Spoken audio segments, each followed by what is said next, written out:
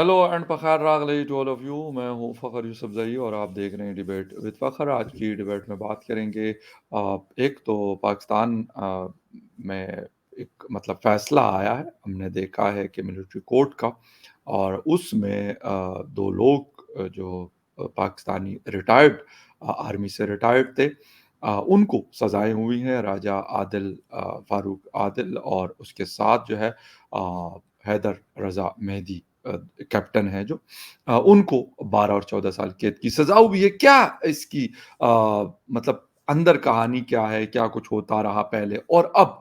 और इनको लाया कैसे जाएगा? ये सारे बड़े इम्पोर्टेंट चीज़ें हैं। इसके साथ-साथ एक और चीज़ बड़ी अहम है।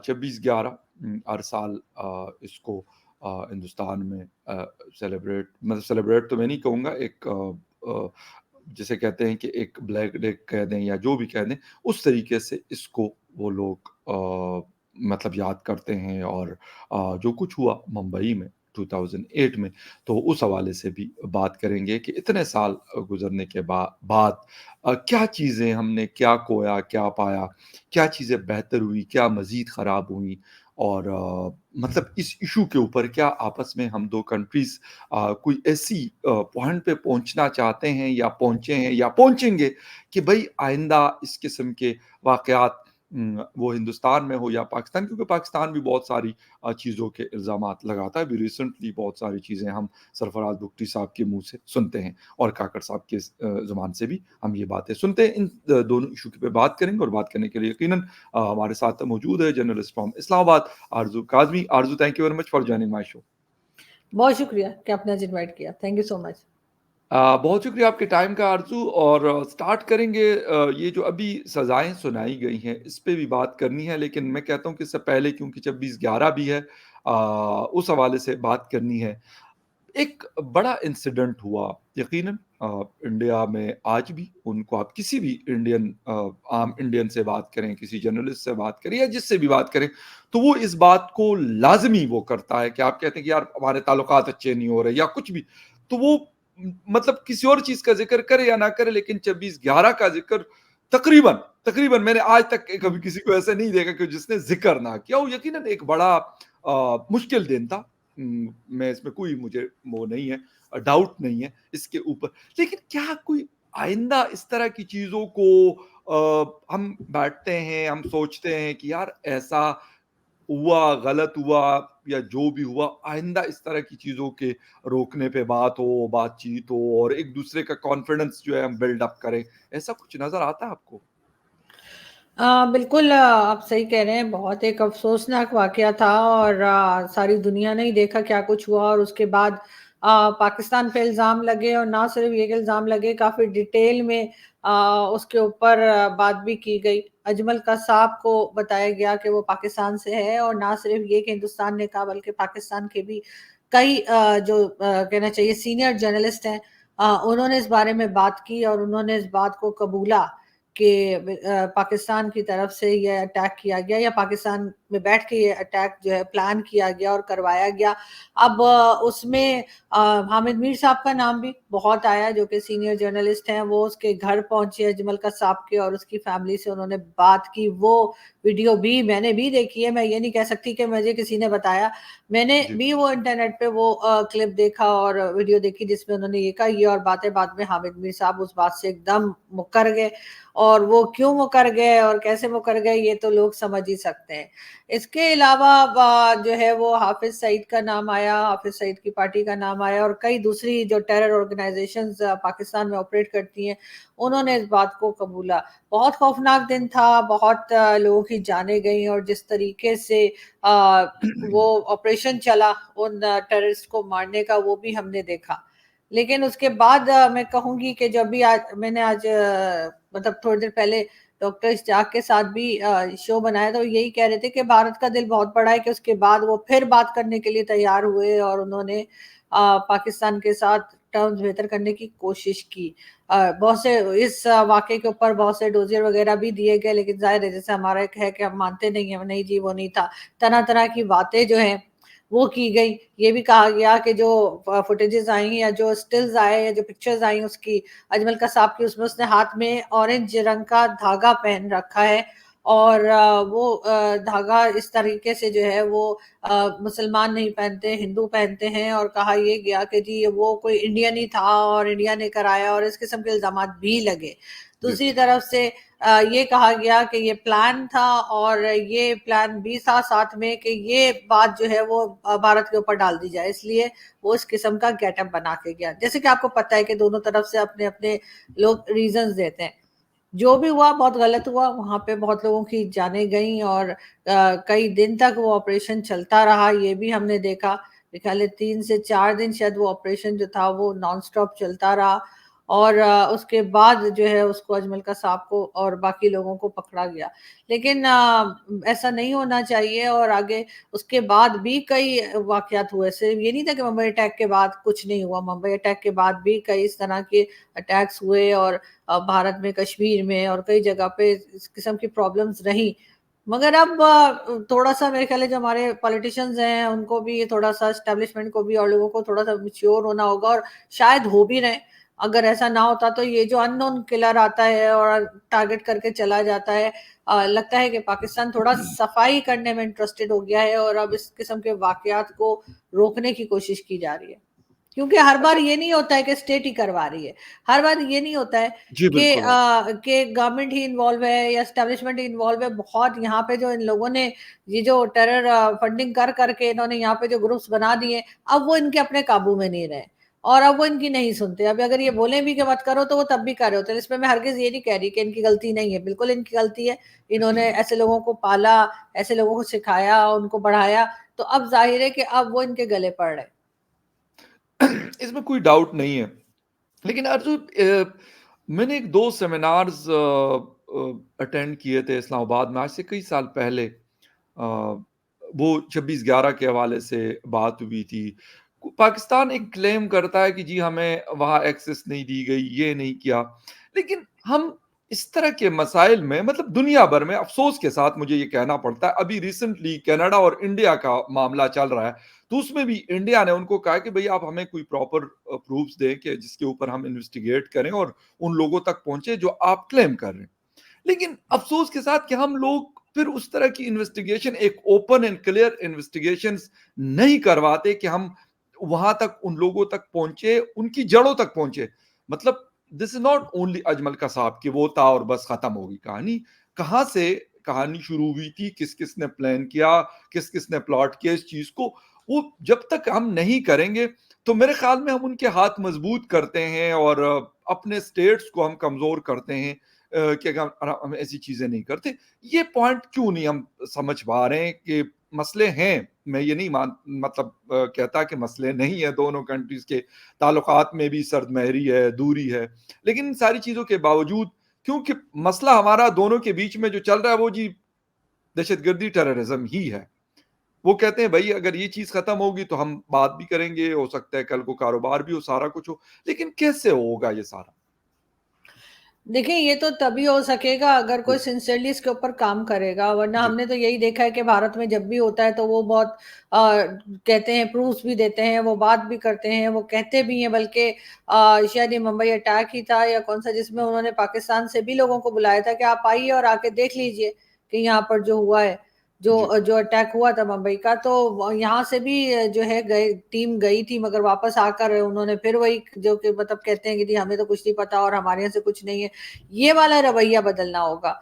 और जब तक पाकिस्तान जो है इसके ऊपर नहीं सीरियसली काम करेगा कि इस किस्म के अटैक्स को रोके, इस तरह के लोगों को वाकई में सजा दे। अब ये लोग अनाउंस तो कर देते हैं जी 31 ईयर्स की जेल हो गई है, इतने साल की जी। जेल हो गई है, उतने साल की जेल हो गई। मैं कह रही हूँ अगर इतने ही सिंसियर हैं, अगर इतना ही आपको लगता है कि हाँ उस आदमी ने ये काम किया है और भारत में जाके ऐसा किया है, तो भारत की हुकूमत तो कई बार कह चुकी है कि आप हमारे हवाले कर दें, तो आप कर दीजिए हवाले। अब उस पे लोग कहते हैं नहीं नहीं जी, ऐसे कैसे हम अपना सिटीजन दे दें। क्यों ना दे दें भाई, आपके सिटीजन ने जाके दूसरी कंट्री में उनके कई सिटीजन्स को मार डाला है, या अपने लोगों को भेज के वहां के सिटीजन्स को मार डाला है, तो आप क्यों नहीं दे देंगे? किस लिए आपने यहाँ पर सजा कर रखा हुआ है? तो ये वाला जो माइंडसेट है ना कि नहीं जी हमने कुछ नहीं किया और जो होता है वहीं से होता है, वो वाला रवैया हमें बदलना होगा, और तभी कुछ हो पाएगा।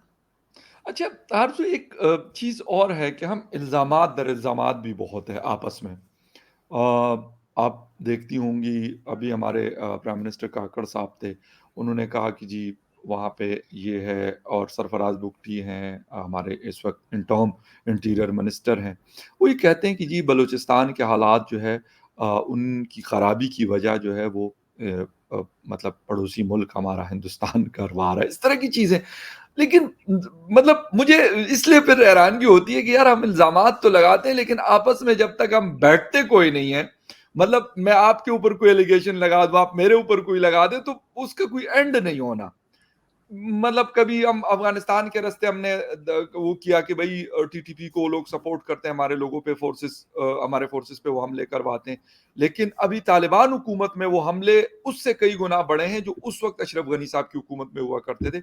मैं ये कहता हूँ कि हम इस पॉइंट पे इल्ज़ामात हम लगाएँ, लेकिन उससे पहले हम ये कि हम आपस में बैठे कि यार हमने इस चीज़ को भई क्लियर करना। वो ट्रस्ट डेफ़िसिट नहीं खत्म हो रहा, मतलब वो एक बहुत बड़ा इश्यू है। देखिए, ये इल्ज़ामात तो पाकिस्तान की तरफ से लगते रहे हैं और लगते रहेंगे, क्योंकि हमें कहीं न कहीं तो अपने आप को जस्टिफ़ाई करना है ना कि जी भारत हमारा दुश्मन हम क्यों कहते हैं। जी, अगर हम ये सब नहीं करेंगे तो हम ये कैसे कहेंगे कि भारत हमारा दुश्मन है। इस वक़्त जी, भी 1 दिन पहले बल्कि हो सकता है आपने भी हो सकता है रीट्वीट किया हो और मैंने भी किया था। बलूचिस्तान में प्रोटेस्ट चल रहा है, लोग अपने राइट्स के लिए बाहर आए हैं, तो क्या वो हिंदुस्तान ने निकाला है? क्या उनके उनके राइट्स हुँ, उनको दे दिए गए हैं? मिसिंग पर्सन आपने सरफराज बुगटी और काकड़ साहब का नाम लिया। ये लोग कहते बिल्कुल। हैं कि जी सिर्फ़ 50 लोग जो हैं वो मिसिंग हैं। कोई 80 बताता है, कोई 50 बताता है और उसमें से भी ये लोग कहते हैं कि जी 78% जो है वो केसेस सॉल्व हो गए हैं, जबकि वहाँ पर हज़ारों लोग का जो है वो मिसिंग पर्सन्स में हैं। अब हमारे जो पॉलिटिशियंस हैं बेचारे क्या करें, उनको जहाँ से डिक्टेशन आता है वो वही बोल देते हैं और वो इतना अजीब सा और सफेद झूठ होता है कि कोई बच्चा भी पकड़ ले। तो अब ये कहना कि नहीं जी अब भारत का तो बॉर्डर भी नहीं लगता बलूचिस्तान के साथ, चलें थोड़ी बहुत गड़बड़ अगर वो कर भी रहे हैं, अगर आप बोल दें कि जी हमने वो एक जासूस पकड़ा था ना उनका, वो कुलभूषण पता नहीं किधर है, कलभूषण हाँ। कहाँ जी, जी, बिल्कुल। तो वो उस किस्म के नाम लगा भी दें अगर, तो आप उनके कोई 3 या 4 बातें बताएँगे, वो वहाँ से 40 बातें बता देते हैं। तो आप फिर यही हुआ ना कि आपके यहाँ से गड़बड़ ज़्यादा हो रही है, तो आप उसको पहले कंट्रोल करेंगे तभी कुछ होगा। और जहाँ तक कश्मीर की भी ये बात करते हैं, कहते हैं जी कश्मीर में भी भारत गड़बड़ कर रहा है, तो भई वहाँ के लोग भी तो प्रोटेस्ट कर रहे हैं, वहाँ के लोग भी तो अपने राइट के लिए बाहर आए हैं। हमने खुद देखा है कि वहाँ पर प्रोटेस्ट चल रहे हैं और वो कह रहे हैं कि उनको उनके राइट नहीं दिए जा रहे, तो उसमें अगर किसी को किसी के राइट नहीं मिलेंगे, उसमें किसी दूसरी कंट्री का क्या लेना-देना है? आप उनकी माँग पूरी कर दें, आप उनको जो उनका राइट है वो दे दें, वो आराम से बैठ जाएँगे। आपने खुद देखा है कि बलूचिस्तान के लोग जो हैं इस्लामाबाद प्रेस क्लब के सामने आकर बैठते हैं और वो अपने लोगों की पिक्चर्स उन्होंने उठाई होती हैं, वहाँ पर एक सिंगल मिनिस्टर या पॉलिटिशियन नहीं जाता। सिर्फ़ कुछ मीडिया के लोग थोड़े बहुत चले जाते हैं आपके मेरे जैसे, बाकी तो वहाँ कोई नहीं होता। तो फिर ये लोग उसके बाद एक तरफ उनको साइडलाइन कर देते हैं और फिर कहते हैं कि जी भारत कर रहा है। अरे भारत नहीं कर रहा, आप खुद कर रहे हैं, आप झूठ बोल रहे हैं। और काकड़ साहब का तो खुद अपना जो है वो बलूचिस्तान से सेनेटर वो मुंतखब हुए थे और वहीं के सेनेटर हैं और वो अपने इलाके के बारे में इतना झूठ बोल रहे होते हैं। वैसे मैंने इनसे बड़ा झूठा प्राइम मिनिस्टर अभी तक नहीं देखा, हालांकि ये केयर टेकर प्राइम मिनिस्टर है, मगर जिस फर्राटे के साथ ये फेंकते हैं ना, तो मुझे हैरत हो जाती है कि ये क्या बोल रहे हैं और ये क्या कह रहे हैं। और मतलब हर चीज में ये ऐसी बातें करते हैं ना कि आप हैरान हो जाएंगे इनकी बातें सुन के। कल परसों भी इन्होंने वहां बात की, मेरे ख्याल है जियो टीवी पे कोई इनका इंटरव्यू चल रहा था, जी, जी। वहां वहां पर भी ये इसी किस्म की बातें कर रहे थे कि जी हमारी तरफ से कुछ भी नहीं है और सब कुछ भारत की तरफ से है। और वैसे भी जो पाकिस्तान की प्रॉब्लम्स है उसको भी वो सिरे से इनकार कर देते हैं और कहते हैं कुछ भी नहीं है, सब अमन है, सब जबरदस्त, सब कुछ चल रहा है। तो मेरा ख्याल है थोड़ा सा झूठ बोलना कम करें तो हालात बेहतर हो जाएंगे। बिल्कुल और वो आपने उनकी बात की तो बैरिस्टर एतजाज़ हसन का मैं कुछ वो क्लिप मुझे किसी ने भेजा था। वो कह रहे हैं कि काकड़ साहब अपने आप को सचमुच का प्राइम मिनिस्टर समझने लगे हाँ, हैं। वही जो बिलावल ने कहा था ना कि काकड़ साहब अपने आप को जो है वो चेयर टेकर ना समझे। मगर वहाँ उन्होंने एक चीज़ और कही, काकड़ साहब कहते हैं कि जी पाकिस्तान में जो मिसिंग पर्सन्स का इश्यू है, वो पाकिस्तान की एजेंसीज़ नहीं कर रही। इससे बड़ा लतीफ़ा कोई नहीं हो सकता, इससे बड़ा जोक कोई नहीं हो सकता कि पाकिस्तान में जो मिसिंग पर्सन्स का इश्यू है, उसमें पाकिस्तान एजेंसीज़ का कोई लेना-देना नहीं, तो कौन उठा के ले जा रहा है? मतलब हुँ, भारत आज आके लेके जा रहा है क्या? वो बलूचिस्तान कैसे जा सकते हैं और उठा के कहाँ ले जाएँगे? बिल्कुल हाँ, मतलब सही कह काकड़ साहब को ना थोड़ी-सी मेरे ख्याल है और ट्रेनिंग की ज़रूरत है कि झूठ बोलते वक़्त किस लेवल तक जाना है। तो वो बिल और उन लोगों का सोचिए जिनके घर के लोग मिसिंग हैं, वो बेचारे एग्ज़ैक्टली। कितने हर्ट हुए होंगे इनकी ये बातें सुनकर। नो डाउट अबाउट दैट और जिनके प्यारे होते हैं वो उनको एहसास होता है कि यार ये कितनी तकलीफ़देह बात है और वो कहते हैं कि आप इनको कोर्ट्स में ले आएँ, आप इनको कोर्ट्स में पेश कर दें। ठीक है अगर उनको कोई सज़ा होती है बिल्कुल हो जाए कोई उनको वो ये भी ये नहीं कहते कि आप इनको मतलब बस वैसे ही छोड़ दें, बेशक उन्होंने कुछ किया या नहीं किया, वो कह रहे हैं बेशक आप इन्वेस्टिगेट भी करें और प्लस आप इनको कोर्ट्स के अंदर पेश कर दें। तो कहते हैं हमें इसके ऊपर कोई एतराज़ नहीं है और मेरे ख़्याल ये उनका ये काकड़ साहब को भी बहुत अच्छे से पता है और उससे पहले भी जितनी हुकूमतें गुज़री हैं, सबको ये बात पता है कि वो ये उनका जो डिमांड्स हैं, उनमें से एक डिमांड ये है। वो ये कभी नहीं उन्होंने कहा कि आप हमारे लोग पकड़े हुए हैं, तो आप उनको बगैर किसी ट्रायल के, बगैर किसी उसके ऐसे छोड़ दें, ये कभी वो नहीं कहते। तकरीबन मेजॉरिटी को मैंने जो आज तक मगर तो ये तो कह रहे हैं हमने पकड़े ही नहीं, काकड़ नहीं साहब तो कह रहे हैं हम वो तो पकड़े एक काकड़ साहब तो बस बिल्कुल ही उसका अलग तो अलग ट्रैक पे जा रहे हैं। आरज़ू वो तो एक मतलब अब उसका क्या बंदा उस पे क्या मातम करे, क्या बात करे और उसको क्या कहे कि ये नहीं ये केस बहुत अरसा सुप्रीम कोर्ट में भी चला, फिर मतलब अंडरग्राउंड हुआ।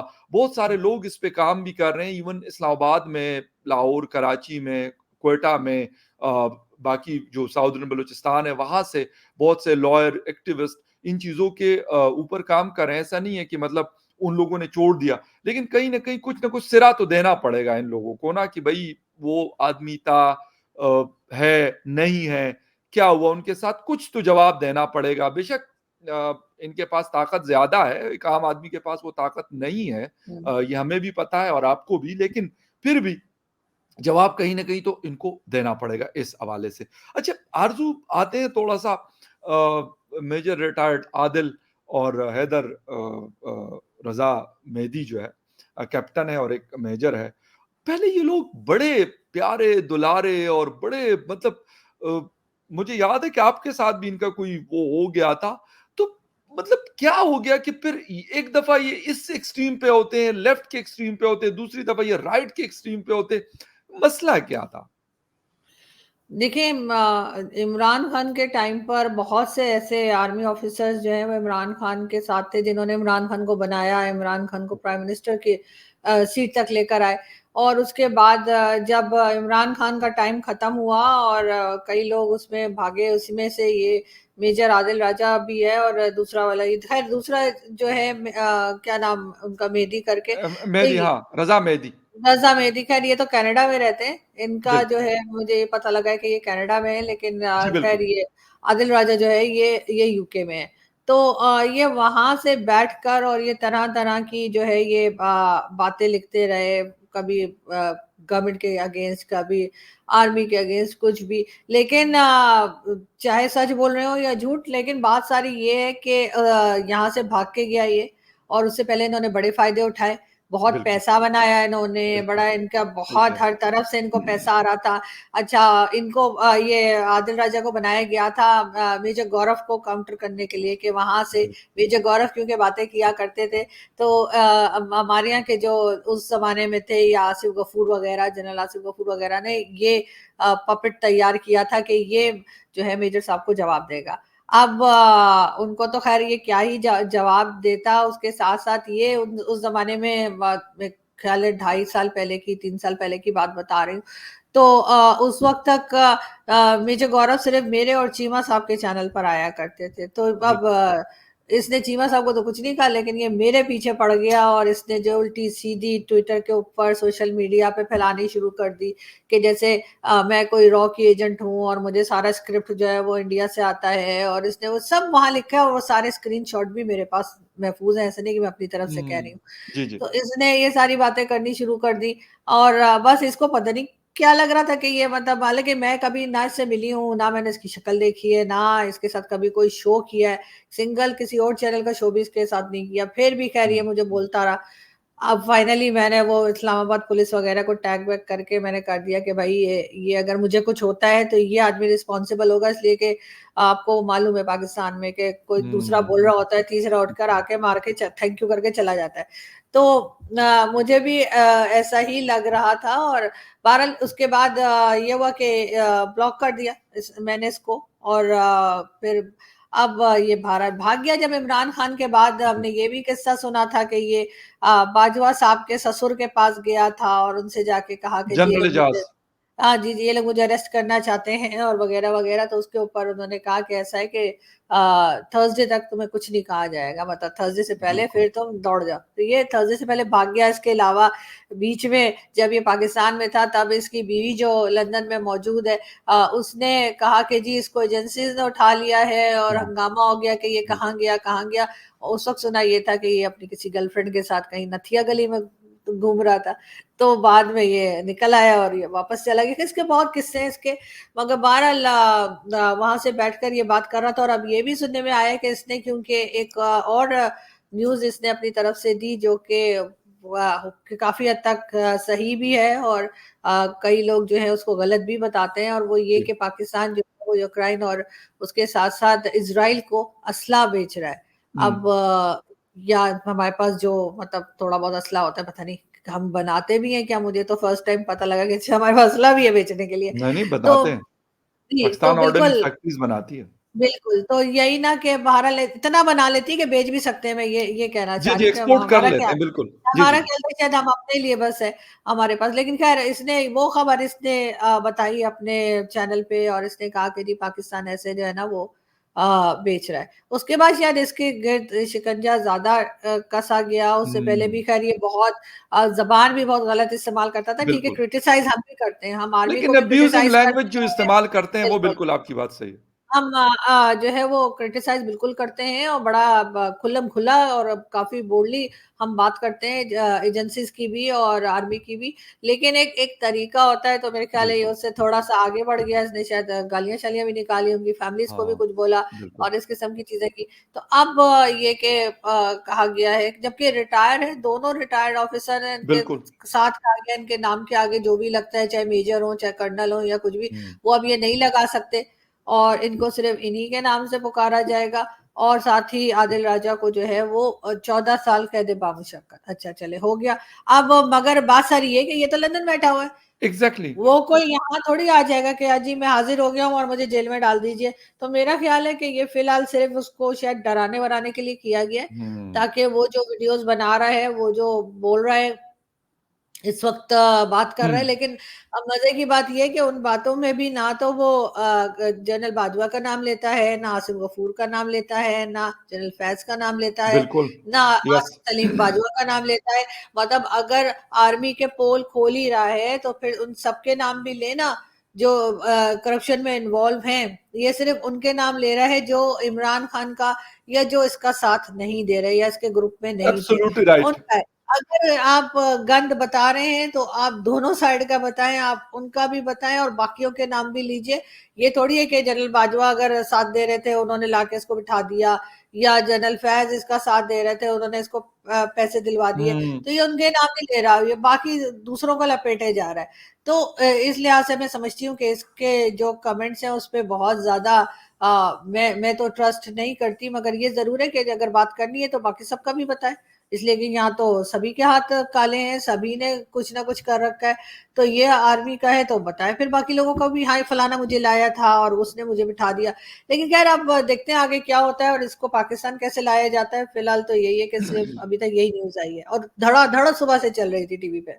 बिल्कुल सही है और बड़ी अहम खबर थी लेकिन बात बिल्कुल आपकी ये दुरुस्त है कि इन्होंने ये जो साहब हैं इन्होंने जनरल आसिम मुनीर और अभी के जो डीजीआईएसआई जनरल नदीम हैं, उनको टारगेट किया हुआ और उनको मतलब मैं कहता हूँ क्रिटिसिज़्म आरज़ू ने भी कहा कि क्रिटिसिज़्म बिल्कुल बहुत सारे लोग करते हैं, हम भी करते हैं लेकिन उनकी पॉलिसीज़ पे हमें कोई उनसे कोई ज़ाती ना बाजवा साहब से कोई ज़ाती दुश्मनी है, न थी, न रहेगी और ना किसी और से मतलब ना किसी पॉलिटिशियन से, ना किसी फौजी जनरल से, ना किसी और से। लेकिन आप उनके घरवालों को और उस तरह की गालियाँ दे रहे हैं।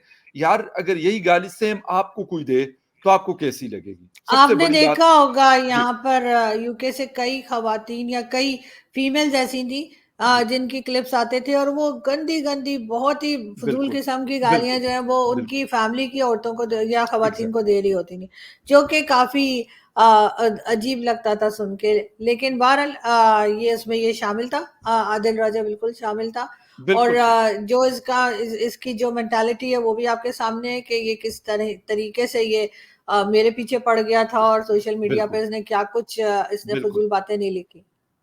Absolutely right. और बात सारी ये होती है कि अगर आप कल वो लोग अच्छे थे, आज वो बुरे हो गए, या वो कल भी बुरे थे या वो आज भी अच्छे होंगे अगर कल आपके लिए अच्छे थे।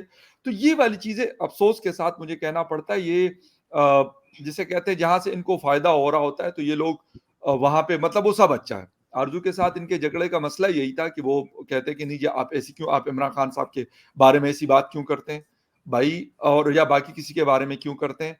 तो जब वो उस वक़्त आपको फ़ायदा हो रहा था तो आप इस तरह के लोगों के पीछे मतलब पड़ जाते थे और हर लेवल तक जाते थे। ऐसा भी नहीं है कि मतलब गालम-गलौच जो भी गंदी लैंग्वेज यूज़ कर सकते थे, करते थे। और अभी आपको, क्योंकि ये लोग आपको आई एम सॉरी लेकिन ये आपको रोटी नहीं डाल रहे, जो अभी वाले मौजूद हैं, जिनके हाथ में ताकत है, तो आपने गालम-गलौच शुरू कर दी। मुझे तो नहीं लगता कि जनरल आसिम का आपके साथ कोई ज़ाती मसला होगा। मुझे कम से कम, मैंने कहा ना कि मैं दोनों को वैसे आरज़ू नहीं जानता, लेकिन मुझे नहीं लगता कि जनरल आसिम मुनीर का इसके साथ कोई मतलब मसला हो सकता है।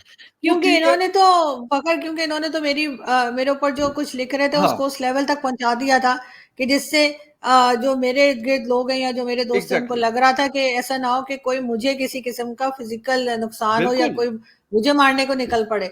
इन्होंने बेशक। वो इमेज बना के रख दी और थी वो और करना चाहते थे ना, वो बेसिकली हुँ। वो करना यही चाहते थे। बेसिकली उनका मतलब जो मेन पर्पस था, अल्टीमेट गोल था, वो यही था कि वो इसमें कामयाब हो जाए। लेकिन मैं ये कहता हूँ कि अभी जो हमारे पावरफुल हलके हैं, उनको मेरे ख्याल थोड़ा-सा सोचना चाहिए कि कल इसको सपोर्ट क्यों और किसने किया? उनसे भी अगर वो थोड़ा-सा पूछ ले तो ये शायद हालात बेहतर हो सकते हैं, उनके लिए भी और पाकिस्तान के लिए भी। लेकिन ये वो काम कर सकते हैं, ये फ़खर यूसुफ़ज़ई, आरज़ू काज़मी नहीं कर सकती। उनके पास, क्योंकि वो लाते भी हैं और वो फिर वापस बेचते भी हैं। तो मेरे ख़्याल में अगर वो ये फ्री एंड फेयर और क्लियर तरीके से कर लें, तो शायद इससे बहुत फ़ायदा हो सकता है। Arzoo, thank you very much. आपके टाइम का बहुत शुक्रिया कि आपने शो जॉइन किया। And viewers, thank you very much for watching debate with Fakhar Yousafzai. किसी और डिबेट में आपसे फिर मुलाकात होगी। तब तक के लिए टेक केयर एंड बाय।